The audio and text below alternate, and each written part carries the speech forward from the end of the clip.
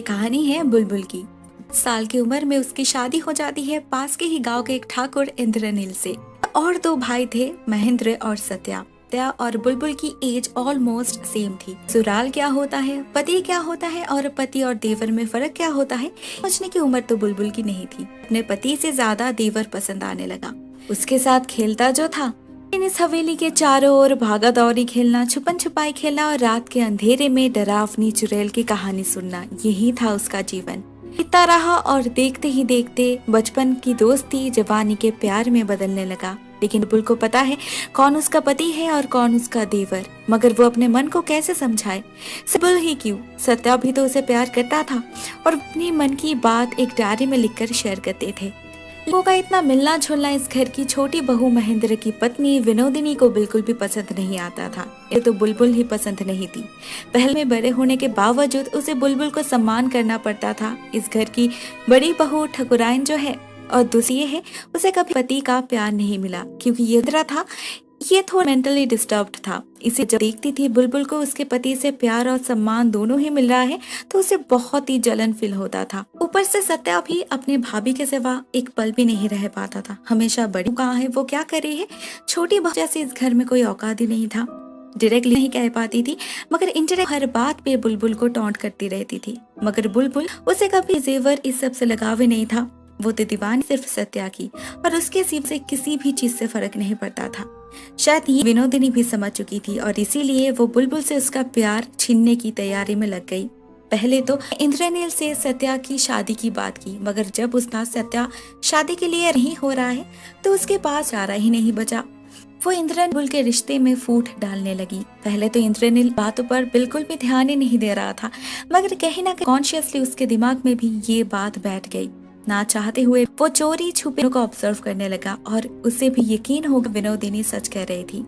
इंद्रनील से प्यार थे तो उसे तो वो त्याग दे नहीं सकते, तो उन दोनों को अलग करने का बस एक ही तरीका था, और वो है सत्या ही दूर भेज देना। वो डिसाइड करते हैं वो लंदन भेज देंगे पढ़ाई के लिए। सत्या भी मान गया, उसका सपना था, मगर बुलबुल की तो निकल गई। उसके लिए उसका जीव, उसका दुनिया, सब कुछ सत्या ही तो है। वो चला जाएगा, बिल्कुल अकेली हो जाएगी, कैसे जी पाएगी वो इतनी बड़ी हवेली में, और कोई दूसरा साथी ही है, कोई नहीं है जो उससे बात कर सके, समझ सके। उसने सत्या को बहुत कोशिश की, मगर वो भी कब तक इस दीवार के अंदर रह पाता। तैर हुआ था बात वो रवा, लेकिन उनके बीच बढ़ती हुई नजदीकियों को देख इंद्रनील ने सत्या को उससे पहले ही भेज दिया, क्योंकि वो और सहन नहीं कर रहा था। ऊपर से विनोदिनी तो घाव पर नमक छिड़कने, मगर इस शौक के लिए तैयार नहीं थी। उसे जब पता चला उसका वापस नहीं आने वाला तो उसके लिए सब कुछ खत्म हो चुका था। वो सत्या की याद पागल हो गई। वो दिन भर रोती रहती थी। उसे ना समाज की परवाह थी ना इंद्रनील की। उसके और इंद्रनील के बीच दूरियां बढ़ने लगी और इसी का फायदा लेकर विनोदिनी इंद्रनील को वश में करने लगी। उसे किसी भी कीमत पर उन दोनों का रिश्ता खत्म करना था, और अल्टीमेटली यही हुआ। विनोदिनी फिजिकली उसे कंट्रोल तो कर पा रही थी, मगर मेंटली इंद्रनील अभी भी बुलबुल से ही बिलोंग करता था, और उसका ये बिट्रेयल वो सहन नहीं कर पा रहा था। उसने कई बार वो डायरी देखा था जो सत्या ने बुलबुल को दिया था, मगर उसे पढ़ने से भी उसे घिन आती थी। लेकिन एक दिन जब उसने देखा बुलबुल ने उस डायरी को जलाने की कोशिश की है, तो उसकी नजर जाती है फायरप्लेस की ओर, और वहाँ पर कुछ पन्ने तब भी जल रहे थे। उन पे अपनी पत्नी और भाई का नाम एक साथ देखकर इंद्रनील खुद को और कंट्रोल नहीं कर पाया। उसने एक लोहे की छड़ी से बुलबुल को इतना मारा कि वो तो अधमरी ही हो चुकी थी। बुलबुल को पता था वो गुनहगार है, उसने गलती की है, तो उसके पास कहने के लिए और कुछ नहीं था।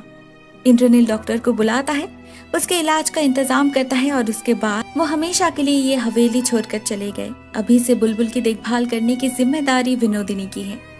ये जो डॉक्टर था सुदीप, उसे समझ तो आ रहा था ये कोई साधारण घाव नहीं है। एटलीस्ट उसे जो कहा गया था बुलबुल सीढ़ियों से नीचे गिर गई है, उससे तो ऐसा घाव नहीं हो सकता, लेकिन किसी से कुछ कहने की हिम्मत उसमें नहीं थी। बुलबुल के पूरे शरीर में ही चोट पहुंची थी, मगर उसके लेग्स सबसे ज्यादा डैमेज हुए थे।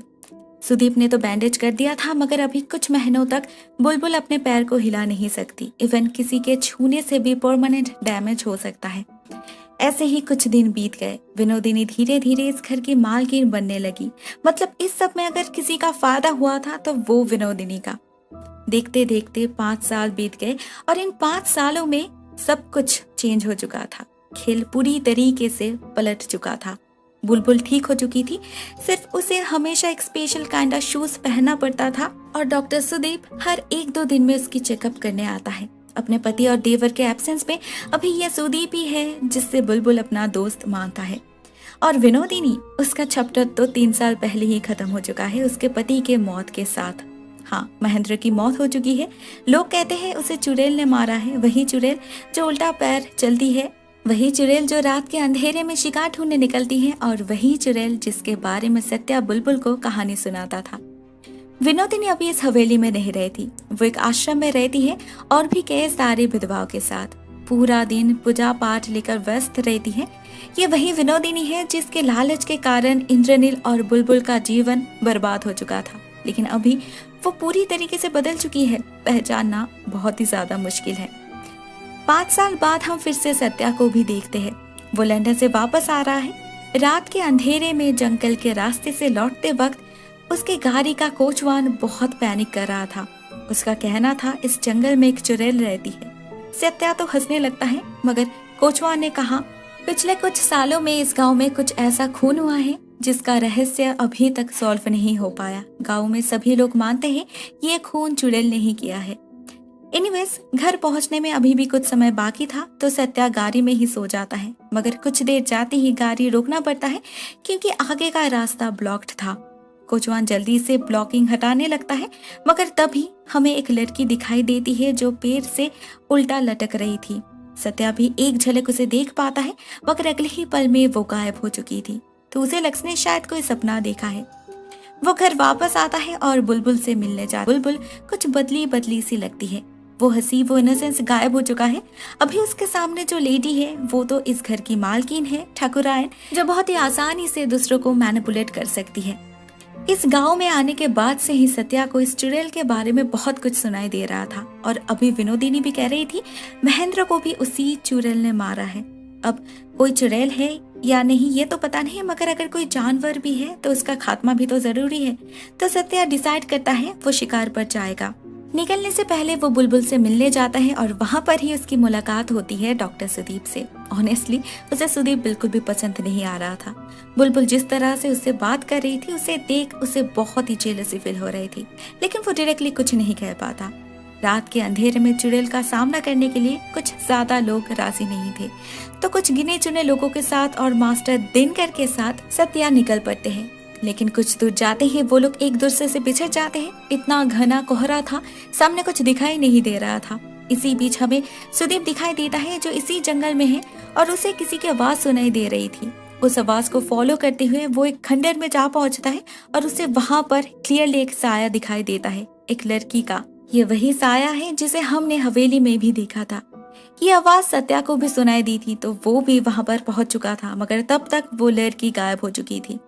वो डॉक्टर सुदीप से पूछने ही वाला था वो यहाँ पर क्या कर रहा है, मगर तभी उन्हें किसी की चिल्लाने की आवाज सुनाई देती है और हमें एक लड़की दिखाई देती है जो उल्टा पैर चल रही थी और एक लाश को खींच रही थी।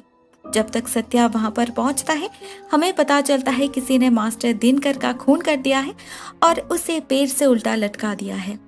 जब सत्या को पता चला कि यह डॉक्टर का घर इसी जंगल के आसपास है, मगर उसे किसी भी बात का कुछ भी पता नहीं, तो उसे बहुत ज्यादा शक हुआ। वो समझ जाता है ये डॉक्टर कुछ तो छुपा रहा है। नेक्स्ट डे सुबह होते ही वो फिर से उसी जगह इंस्पेक्शन करने जाता है और उसे उसी खंडर में एक हैंडप्रिंट भी मिलता है, जिससे उसका शक और भी ज्यादा गहरा होता है। ये खूनी कोई चुड़ैल या भूत फूत नहीं है, ना कोई जानवर है, ये असल में एक इंसान है, वो भी एक आदमी। वो इस मिस्ट्री को सॉल्व करने की कोशिश कर रहा था और साथ ही साथ वो अपनी प्रिय भाभी बुलबुल पर भी नजर रख रहा था। और इस काम में उसने विनोदिनी को भी एंगेज किया है, क्योंकि पूरा दिन वो तो घर में नहीं रह सकता और विनोदिनी भी अपने काम में लग जाती है, पहले की तरह बुलबुल को टॉन्ट करना और सत्या का कान भरना। मगर अभी बुलबुल काफी स्ट्रांग हो चुकी है, उसे भी उचित जवाब देना आता है। इसी बीच गांव में और एक खून हो गया है।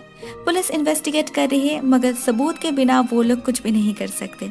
इस बार जो खून हुआ है उसका एक फिटनेस है, एक छोटी सी बच्ची जिसे नहीं पता वो क्या कह रही है। उसका कहना था महाकाली ने इस आदमी को मारा है।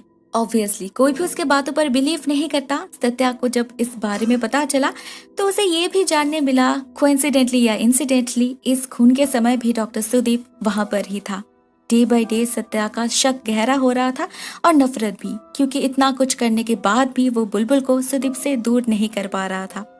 उसने कई बार उन दोनों को बात करते हुए देखा है, सबके नजरों से दूर हवेली के एक कोने में, जहाँ कभी वो और बुलबुल वक्त बिताते थे। उसे बहुत बुरा लग रहा था, लेकिन वो कर भी क्या सकता था। फाइनली वो बुलबुल को कन्फ्रंट करता है और वो उससे ये भी कहता है उसने इंद्रनील को खबर कर दिया है। बुलबुल उसे सिर्फ एक ही बात कहती है कि तुम सब एक जैसे हो। डायरेक्टली कहो ना, तुम जल रहे हो, इनडायरेक्टली क्यों ब्लेम कर रहे हो। लेकिन सत्या के लिए सिर्फ ये एक जेलसी ही बात नहीं थी। उसे लग रहा था ये खून भी शायद वो डॉक्टर ही कर रहा है, कोई तो वजह होगी। लेकिन बुलबुल का मानना था ये सारा खून उस चुड़ैल ही कर रही है। लेकिन लगता है सत्या का शक बिल्कुल सही है, नहीं तो रात के अंधेरे में वो डॉक्टर क्यों घर छोड़कर भाग रहा है। सत्या उसी रात उसे लेकर पुलिस स्टेशन के लिए निकल पड़ता है। गाड़ी में भी वो सुदीप से पूछता है, मगर वो साफ साफ मना कर देता है। उसका कहना था उसने कुछ नहीं किया। ये बात सत्या को भी पता है, मगर सिर्फ बुलबुल से दोस्ती करने के जुर्म में उसे सजा मिलने वाली है। ये बात पूरी तरीके से झूठ नहीं थी, मगर सच भी नहीं थी। उसे सच में सुदीप पर शक था और उसे ये केस इन्वेस्टिगेट भी करना था। वो लोग आज रात भी जंगल के रास्ते से ही जा रहे थे और अचानक उनकी गाड़ी रुक जाती है। सत्या कोचवान को बुलाता है, मगर उसे कोई भी रिस्पॉन्स नहीं मिलता, तो वो बाहर निकलता है चेक करने और बाहर उसे कोचवान की लाश मिलती है। और इस बार वो सुदीप पर शक भी नहीं कर सकता, क्योंकि सुदीप उसके साथ ही था। लेकिन वो इतना तो श्योर है कि ये सुदीप कुछ तो जानता है, तो वो उसे एक ऑफर देता है। उसे प्रूफ करना होगा ये चुड़ैल सच में है। अगर उसने प्रूफ कर दिया तो वो जा सकता है। सत्या इतना ज्यादा टेंशन में है, लेकिन वो सुदीप, उसे जैसे तो कोई डर ही नहीं है। तभी सुदीप को दूर एक साया नजर आता है और वो भी उसी लड़की का। वो शूट करता है, गोली लगी या नहीं पता नहीं, लेकिन वो साया गायब हो चुका था। सत्या उसे चेस करने लगता है और उसके वहां से निकल जाते ही जब सुदीप बिल्कुल अकेला था तो उसके सामने वो साया प्रकट होता है। ये लड़की, ये चुड़ैल जो भी थी, वो धीरे धीरे अंधेरे से बाहर निकलती है। हम देख पाते ही ये लड़की का पैर सच में उल्टा है और जैसे ही इस लड़की का फेस दिखाया जाता है हमें पता चलता है ये लड़की और कोई नहीं बुलबुल है। उसके पूरे शरीर पे घाव है और उसे गोली भी लगी है, खून बह रहा है, मगर क्यों और कैसे? क्या बुलबुल सच में एक चुड़ैल है? इसके जवाब के लिए हमें 5 साल पीछे जाना होगा। सत्या के जाने के बाद, उस रात के इंसिडेंट के बाद और इंद्रनील के घर छोड़कर जाने के बाद बुलबुल का जीवन बिल्कुल खत्म हो चुका था। उसका दिल और शरीर पे इतना गहरा जख्म था कि शायद सिर्फ समय ही उनका इलाज कर सकता था। मगर इसी बीच और एक इंसिडेंट होता है जिससे ये कहानी पूरी तरीके से बदल जाती है। एक रात जब बुलबुल दर्द में तड़प रही थी, उसके कमरे में आता है महेंद्र। वो था तो पागल, मगर फिर भी बुलबुल को उस हालत में देख उस रात उसके अंदर हैवानियत जाग उठी थी। उसने उस रात बुलबुल का रेप किया था। इस टॉर्चर को सहन बुलबुल नहीं कर पाई और उसने उसी रात दम तोड़ दिया। मतलब बुलबुल की मौत 5 साल पहले ही हो चुकी थी, मगर देवी माँ की कृपा से उसे नया जीवन मिला। उसके मन में कभी कोई खोट नहीं था। उसने कभी भी किसी और का बुरा नहीं चाहा। बुरा तो उसके साथ हुआ है हमेशा। एक भाई ने उसका दिल दुखाया और बाकी दोनों ने उसे फिजिकली टॉर्चर किया। महाकाली जो हमेशा अपने भक्त की रक्षा करती है, न्याय दिलाती है और दुष्ट का विनाश करती है, उन्होंने ही बुलबुल को और एक मौका दिया। लेकिन इस जीवन में उसका सिर्फ एक ही लक्ष्य होगा, अन्याय का अंत। और तब से बुलबुल वही कर रही है। उसने कभी भी किसी निर्दोष को नहीं मारा। जिस जुर्म की कार्रवाई नहीं हो सकती वो उन्हीं दोषियों को सजा देती है। जैसे उसने सबसे पहले महेंद्र का खून किया, उसके बाद मास्टर दिनकर। वो अपने पत्नी के ऊपर बहुत अत्याचार करता था। हर रोज मारना पीटना ये तो आम बात थी, सभी को सब कुछ पता था। मगर उनकी पत्नी ही जब अपने पति के सम्मान रखने के लिए हमेशा डॉक्टर से झूठ कहती थी तो दिनकर को सजा कैसे मिल सकती थी। लेकिन जब बात हद से निकल गई तो बुलबुल ने ही उसकी हत्या कर दी। उसके बाद जिस आदमी का खून हुआ था वो असल में एक पेडोफाइल था। उसने एक बच्ची को मॉलेस्ट करने की कोशिश किया था, इसीलिए बुलबुल ने उसे मार डाला। उस बच्ची के लिए तब बुलबुल चुड़ैल कैसे हो सकती थी? वो तो देवी है, उसका रक्षक। इसीलिए उसने कहा था महाकाली ने उस आदमी को मारा है। और वो कोचवान, उसने तो 2 बार शादी की थी। बुलबुल ने उसे पहले ही वार्न की थी, नई बहू के लिए बड़ी बहू का कोई भी अपमान नहीं होना चाहिए, मगर उसने बात नहीं माना। उसने विनोदिनी के कहने पर बड़ी बहू को घर से निकाल दिया, जिसके वजह से उस बेचारी ने आत्महत्या कर ली। इसकी सजा तो कोचवान को मिलनी ही चाहिए थी, इसीलिए उसने उसका भी खून कर दिया। सुदीप एक अच्छा इंसान था। वो सिर्फ बुलबुल का दोस्त था, उसके मन में कोई भी गलत इंटेंशन नहीं था। उसने जब देखा सत्या उसे गलत समझ रहा है तो वो गांव छोड़ने का डिसाइड किया। लेकिन बुलबुल ऐसा नहीं चाहती थी। उसने इनडायरेक्टली सत्या को समझाने की बहुत कोशिश की थी कि सुदीप निर्दोष है, मगर उसने समझ ही नहीं पाया। सुदीप को बुलबुल के ऊपर होने वाले अत्याचार के बारे में पता था। उसने मदद करने की कोशिश भी की थी क्योंकि उसे पता था शी वॉज रेप्ड। लेकिन विनोदिनी, वो खुद एक लड़की होकर भी सब कुछ जानते हुए भी बुलबुल को चुप रहने की सलाह दी थी।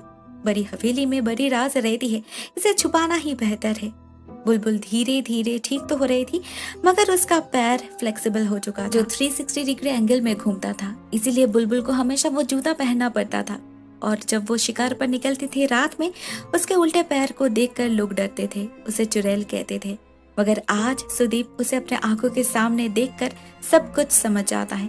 वो समझ जाता है बुलबुल कोई चुड़ैल नहीं है, वो इंसान भी नहीं है, लेकिन वो देवी है। लेकिन बुलबुल को इस रूप में सत्या नहीं देख पाया, क्योंकि उसके अंदर भी तो उसी परिवार का खून बह रहा है, वही एरोगेंस, वही सेल्फिशनेस। लेकिन उसे ये तो पता चल चुका था कि कोई चुड़ैल तो सच में है, और अभी वो उसका खून करना चाहता है। वो मशाल और बंदूक लेकर उस चुड़ैल को ढूंढने लगता है, मगर सुदीप उसे रोकता है और उन दोनों के हाथापाई के बीच इस जंगल में आग लग जाती है। सत्या समझ नहीं पा रहा था सुदीप उसे क्यों रोक रहा है, क्यों एक चुड़ैल को वो देवी कह रहा है। मगर जब फाइनली सुदीप उसे बड़ी ठकुराइन कहकर पुकारता है, उस वक्त सत्या समझ जाता है ये चुड़ैल उसकी अपनी भाभी है, उसकी बुलबुल। हम बुलबुल को देख पाते हैं इस जंगल के आग में आत्म समाधि लेते हुए। फिलहाल उसका काम पूरा हो चुका है, लेकिन जब भी उसकी जरूरत पड़ेगी वो जरूर लौटेगी। नेक्स्ट सीन 1 साल बाद की है। हम देखते हैं वो हवेली अभी एक खंडर बन चुकी है, कोई नहीं रहता यहाँ पर। विनोदिनी आश्रम लौट चुकी है, सत्या लंदन वापस जा चुका है और उसने डिसाइड किया है इस परिवार के साथ, मतलब इंद्रनील के साथ वो कोई रिश्ता नहीं रखेगा। लेकिन इतना सब कुछ होने के बाद भी इंद्रनील घर लौटता है अकेले रहने के लिए। लेकिन क्या वो सच में अकेला है? शायद नहीं, क्योंकि उसे रात के अंधेरे में बुलबुल की आवाज सुनाई देती है, वही प्यारी सी आवाज जो अभी उसके लिए डरावना सपना था। और जैसे ही वो आंख खुलता है, उसके सामने था बुलबुल। क्या वो अपने पति से मिलने आई है या फिर बदला लेने? इसी सवाल के साथ ये फिल्म एंड हो जाती है।